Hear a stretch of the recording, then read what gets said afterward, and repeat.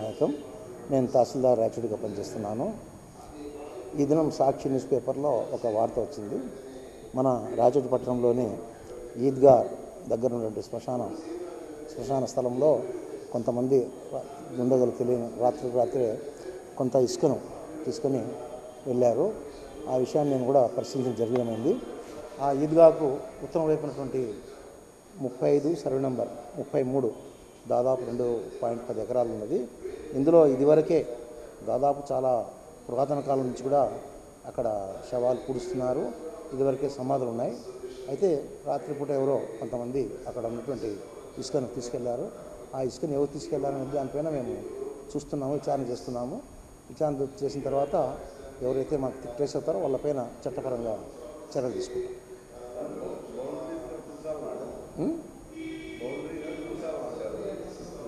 అవును, బౌండరీస్ ఆ కుసాలు నాటిన వాళ్ళు కూడా మనం విచారిస్తాం. ఎవరు నాటారు, ఎందుకు నాటారు, ఎప్పుడు నాటారు, ఎందుకు నాటారు, వాళ్ళకి ఏమి ఎందుకు ఆ విధంగా శ్రద్ధ తీసుకున్నారు అనే విషయం కూడా విచారిస్తాం. ఎందుకంటే శ్రద్ధ విచారించి ఎవరైతే దోషులుగా ఉంటారో వాళ్ళపైన చెప్పగా చర్య తీసుకుంటాం. అది 33 తోపురం బోకు సర్వే నంబరు, 35 వచ్చి కాలపురం బోకు, 2 కలిసి 2 ఎకరాల 10 సెంట్లు.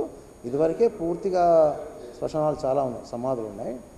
అయితే ఆ ఇసుకను సామాన్యంగా అయితే ఎవరు అనుకోరు అక్కడ ఇసుక తీసుకెళ్తారని, ఎందుకు శ్మశానంలో ఇసుక, కానీ ఎవరు చేశారు కనుక్కుంటాం. దాన్ని విచారించి వాళ్ళను ట్రేస్ చేసి వాళ్ళపైన చర్య తీసుకుంటాం. చట్టపరంగా